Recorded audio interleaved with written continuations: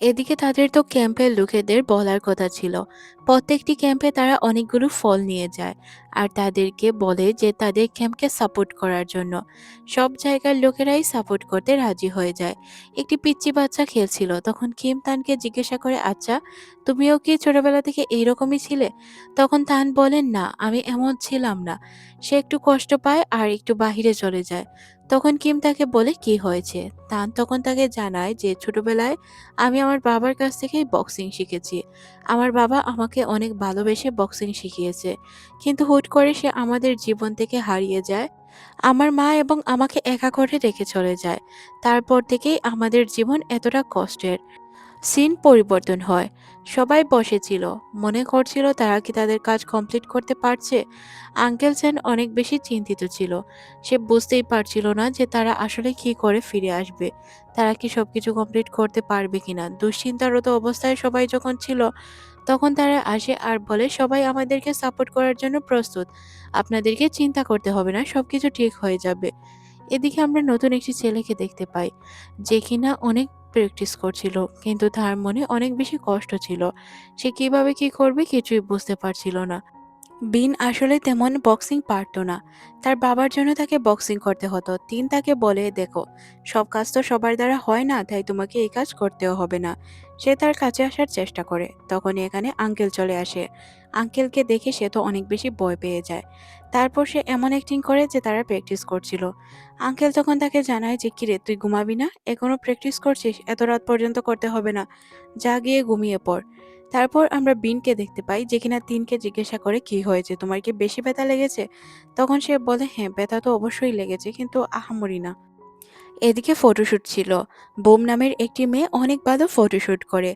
তারপর ছিল তিনের পালা। সে যখন ফটোশুট করে আসে, তখন কন্টেন্ট ক্রিয়েটরটি তাকে গিয়ে পিকচার দেখায়। তখন বোম বলে, আমার অনেক ঠান্ডা লাগছে, আমাকে একটু কাপড় এনে দাও। তখন সে বলে, আমি কাপড় কোথায় পাবো? তখন ক্লাউ এসে তাকে একটি জ্যাকেট পরিয়ে দেয় আর বলে, চিন্তা করো না, আমি জানি এখানে অনেক ঠান্ডা। তখন তাকে টিস করে সে বলতে শুরু করে, বোম, তখন তো তোমার চিন্তা নেই, ক্লাউ চলে এসেছে। বোম আর কিছু বলতে পারে না। তখন সে তাকে পিকচারগুলো দেখায়। ক্লাউ বলে, অনেক সুন্দর হয়েছে। তখন সে বলে যে, ও, সুন্দর তো হবেই বোম, তাই না? তোমার সাপোর্টার যেহেতু তোমাকে প্রশংসা করেছে, তাহলে তো তুমি এখন ভালো খেলবে, তাই না? তখন সে বলে যে, কি বলছে? ক্লাউ কিছুই বুঝতে পারে না। তখন বোম তাকে বুঝিয়ে বলে, আমি তোমার অনেক বড় ভক্ত, তোমার প্রত্যেকটি নিউজই আমি পড়ে থাকি। তখন সে বলে, ও আচ্ছা, বুঝলাম। তারপর তাদের মধ্যে এখানে মারামারি শুরু হয়ে যায়। সিন পরিবর্তন হয়, আমরা বিনকে দেখতে পাই। তার আজ ফটোশুট ছিল, কিন্তু তিনের একটি পিকচারও ভালো আসছিল না। তখনই বিন তার কাছে আসে আর জিজ্ঞাসা করে, কি হয়েছে? তখন সে বলে, আমি কখনো পিকচার উঠাইনি, তাই হয়তো আমার এমন লাগছে। তখন তাকে বলে দেওয়া হয় যে সে কিভাবে কি করবে। তখন তিন মনে মনে ভাবে যে তাকে কিভাবে বুঝিয়ে দেওয়া যায় বা কি করা যায় যে তার পিকচারগুলো ভালো আসে। তারপর তানের পালা আসে। এখন তান ফটোশুট করবে। তখন ক্লাউ বলে, তুমি এত হাসছো কেন, কিম? তখন সে বলে যে তানের পিকচার অনেক সুন্দর আসছে, তাই হাসছি। তখন তার বিপরীত পক্ষের ছেলেটি এখানে চলে আসে। তখন তাদের একসাথে পিকচার ওঠানোর কথা বলে। তখন ক্লাউ বলে, তাদেরকে দেখে মনে হচ্ছে না যে তারা আসলেই শত্রুপক্ষ। তখন কিম বলে, তাদের পোজ এমনভাবেই দেওয়ার কথা ছিল, তাই তারা এমনভাবে দিচ্ছে। তখন সে বলে, আমার কেন জানি না এটা রিয়েল মনে হচ্ছে। এখানে সেও খুব ভালো করেই জানতো এটা রিয়েল, কিন্তু সে কিভাবে কি বলবে, তাই সে কিছুই বলতে পারে না। তাদের ফটো সেশন শেষ হয়ে যায়, সবার ফটো অনেক বেশি সুন্দর আসে। এখানে যত সিলেক্টর ছিল তারা টিম সিলেক্ট করে ফেলে যে কার সাথে কার ফাইট হবে। সবকিছু সিলেক্ট হওয়ার পর সবাই গ্রুপ পিকচার ওঠাতে শুরু করে। সবকিছু সোশ্যাল মিডিয়াতে ভাইরাল হয়ে যায় খুব সাথে সাথে। এখানে সবাই এক্সাইটেড ছিল এই ম্যাচের জন্য। তাদের বক্সিং ম্যাচের টিকিট একদম কম বিক্রি হচ্ছিল। 157টি টিকিট বিক্রি হয়। তখন এখানে তাদের কন্টেন্ট ক্রিয়েটর বন্ধুটি বলে, চিন্তার কোনো কারণ নেই, আমি আমার লাইভ স্ট্রিমে সবাইকে বলে দিব। আরেকজন বলে, আমি পোস্টারগুলো বেটে দিয়ে আসি, তাহলে অবশ্যই কাজ হয়ে যাবে। এদিকে সবাই খুবই দুশ্চিন্তায় ছিল। তখন যে এইসব অ্যারেঞ্জ করেছে, তখন সে একটি ডিরেক্টরের সাথে গেমের কথা বলায়। আর ওই ডিরেক্টরটি বলে, তোমরা সবাই আমার শোতে চলে এসো, আমি তোমাদের সবকিছু প্রমোট করে দিব। এটা শুনে কিম অনেক বেশি খুশি হয়ে যায় আর ওই লোকটিকেও ধন্যবাদ জানায়।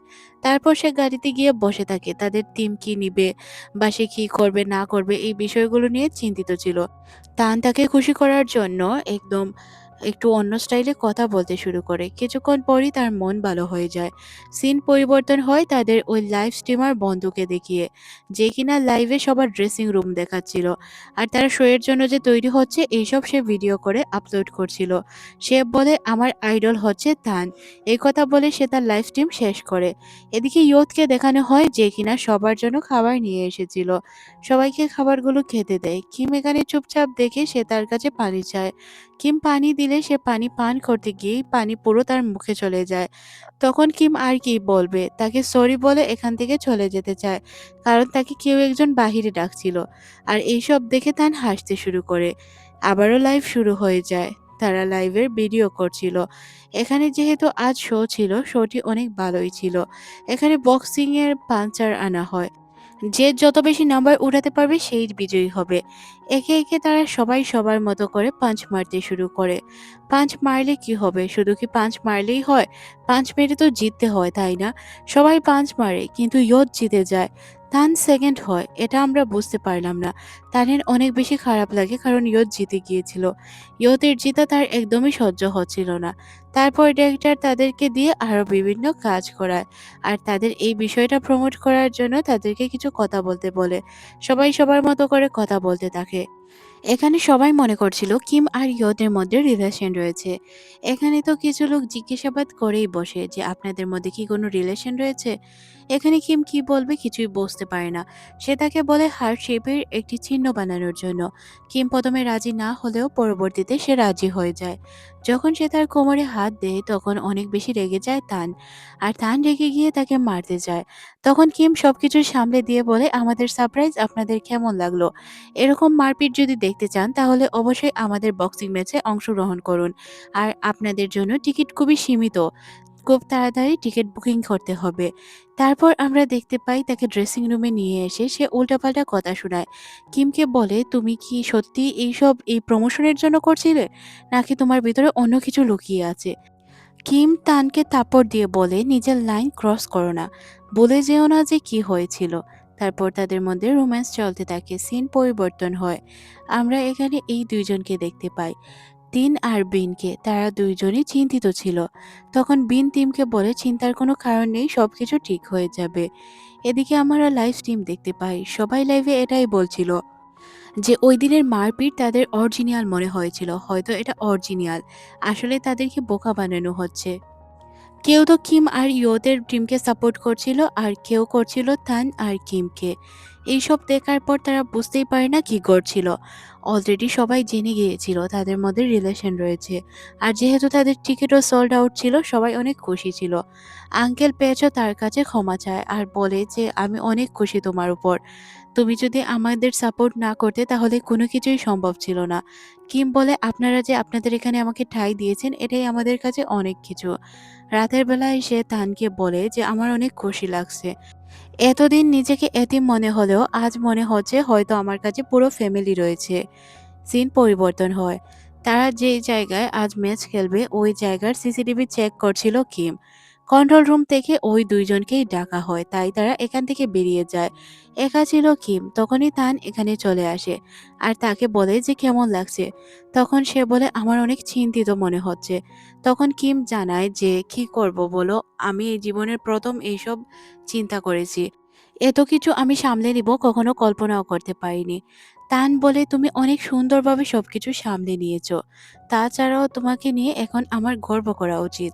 তখন সে বলে আমার তো গর্ব করা উচিত কারণ আমার একজন এমন বয়ফ্রেন্ড রয়েছে।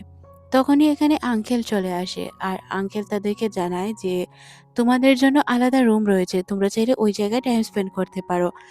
দুইজনই এখানে লজ্জায় লাল হয়ে যায়, কিছু বলতে পারে না। কি বলবে বলার কিছু ছিল না। তান এখান থেকে চলে যায়। তারপর সে কিমের সাথে কথা বলে আর কিমকে জানায় যে কিভাবে কি করতে হবে। সিন পরিবর্তন হয়। আমরা দেখতে পারি যে প্রথম রাউন্ডে ছিল মহিলাদের।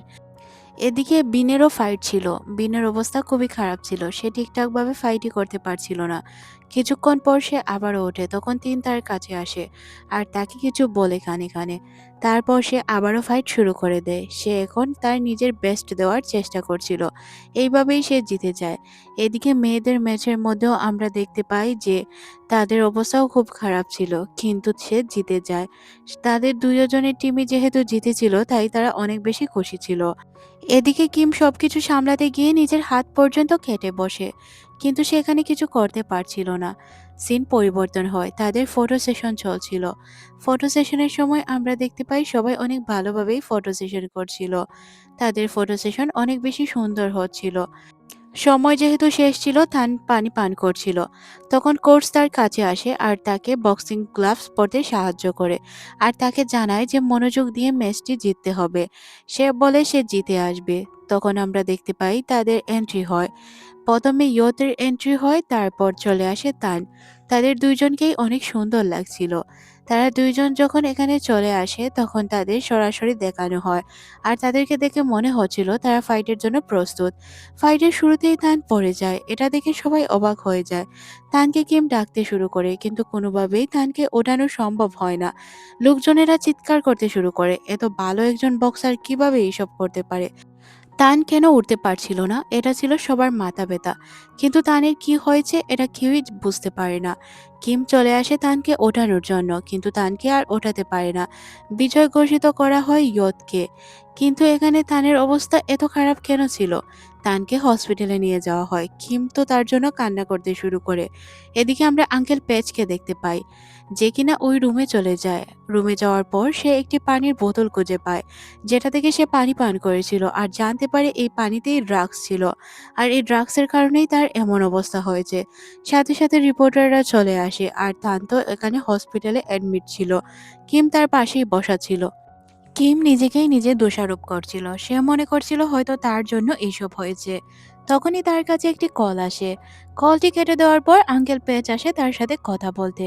তখন সে আঙ্কেল পেজকে বলে, আঙ্কেল প্লিজ আমাকে ক্ষমা করে দিবেন। আমি আপনার কোনো কথাই রাখতে পারিনি। আঙ্কেল পেজ বলে, চিন্তার কোনো কারণ নেই বোকা ছেলে। তুমি নিজে যতটুকু করেছো এতটুকু আমার জন্য অনেক কিছু। তুমি তানকে দেখে রেখো আর আমি তোমাকে এটাও বলবো, তুমি নিজের খেয়াল রেখো, কারণ তানের খেয়াল রাখতে গিয়ে তুমি নিজের খেয়াল রাখতে ভুলো না। কিছুক্ষণ পর আমাদের তানকে দেখানো হয়। সে তো বিছানায় শুয়েছিল, তার এখনো জ্ঞান ফেরেনি। এদিকে কিম তার কাছেই ঘুমিয়ে পড়ে। তান যখন সকালবেলায় ঘুম থেকে ওঠে তখন সে তার কাছে কিমকে দেখতে পায়। কিমকে দেখে সে অনেক বেশি খুশি হয়ে যায়, তার মাথায় হাত বুলাতে শুরু করে। কিমেরও তখন চোখ খুলে যায়। তাকে চোখ খোলা অবস্থায় দেখে কিম তো মহা খুশি। সে তাকে বলে, যাক, তোমার তো কিছু হয়নি, এটাই আমার কাছে অনেক কিছু। তখন তান বলে, আমাকে ড্রাগ কে দিয়েছিল এই বিষয়ে তুমি কি কিছু জানো? তখন সে বলে না। তখন তান তাকে জিজ্ঞাসা করে হাতে কি হয়েছে। সে বলে হাতে তেমন কিছু হয়নি। তখন সে বলে কেটে গিয়েছিল তাই ব্যথা পেয়েছে। সে ওই জায়গায় কিস করে দেয়। এদিকে আমরা বিনকে দেখতে পাই, যে কিনা তিনকে বারবার কল করছিল, কিন্তু তিন তার কল রিসিভ করে না। তারপর তারা বসে বসে কিছু রিলস দেখছিল। রিলসের মধ্যে ইয়োতের কিছু রিলস আসে। এখানে সে তানের সম্পর্কে প্রথমে কিছু বলে, তারপরে কিমের সম্পর্কে বলে। কিমের সম্পর্কে কথা শুনে তানের অনেক খারাপ লাগে, তাই সে অন্যদিকে মুখ করে থাকে। সিন পরিবর্তন হয়, আমাদের পবিশকে দেখানো হয়। পবিশ যখন ইন্টারভিউ দিচ্ছিল একটি লোক তখন তাকে বলে, তোমরা জানো না পবিশ কতটা খারাপ লোক। তখন পবিশ ওই লোকটির কাছে ক্ষমা চায়। এটার রহস্য কি এটা আমাদের বলা হয় না, হয়তো আমরা পরবর্তীতে এই রহস্য জানতে পারবো।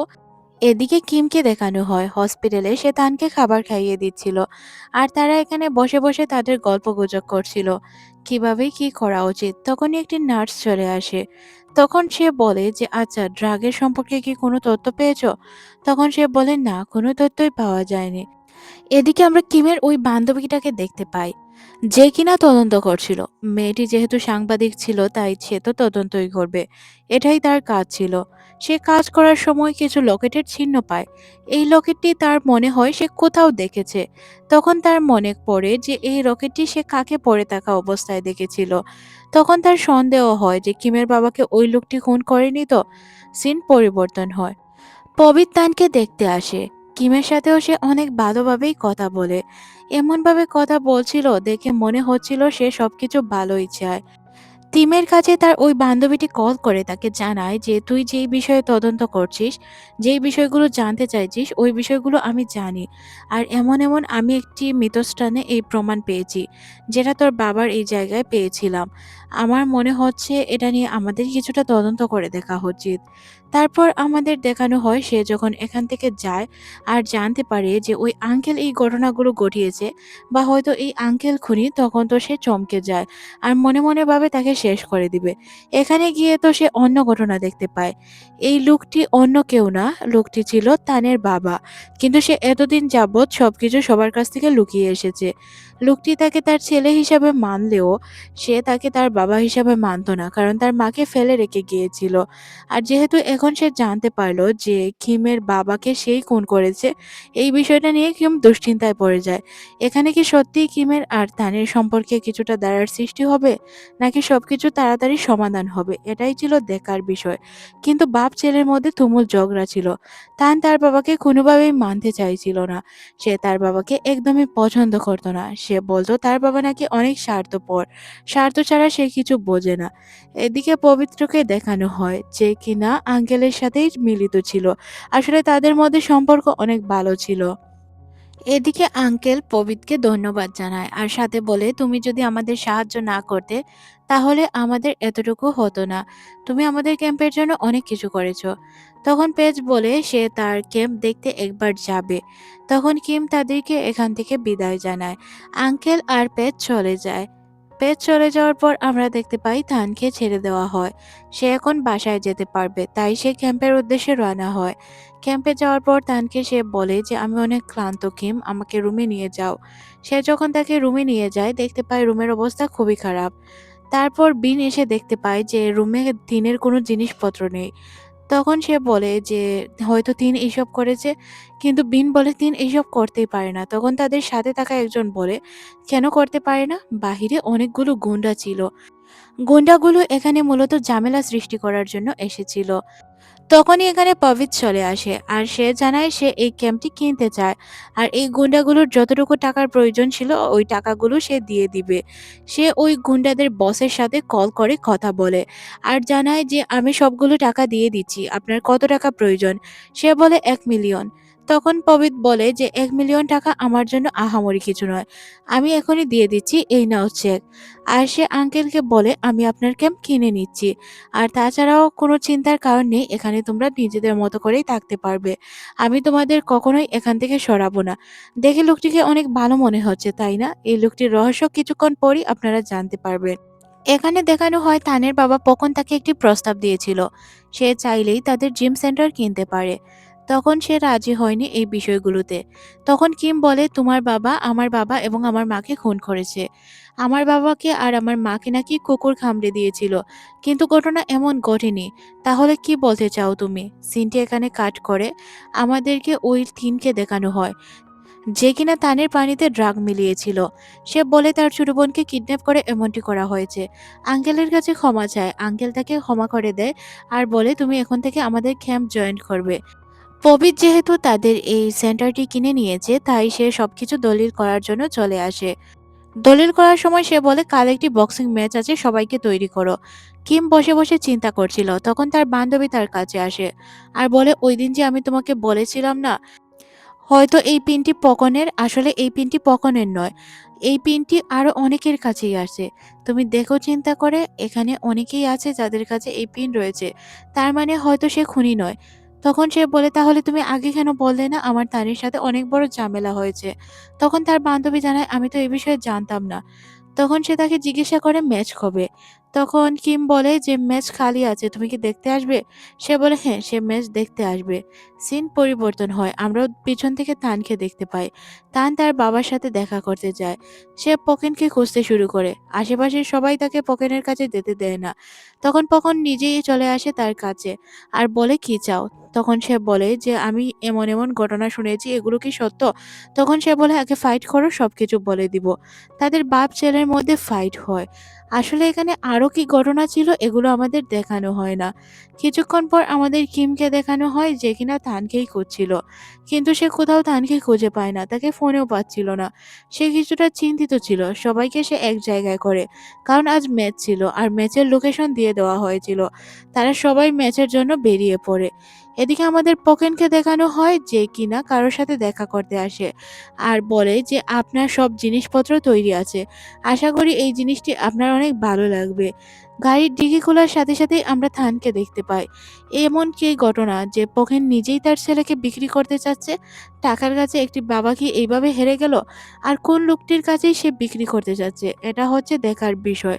কিছুক্ষণ পর আমরা দেখতে পাই এটা তো পবিত। পবিত ছাড়া আর কেউ নয়। কিছুক্ষণ পর তাদের একটি জায়গায় যে ডাকা হয়েছিল ওই জায়গায় সবাই পৌঁছে যায়।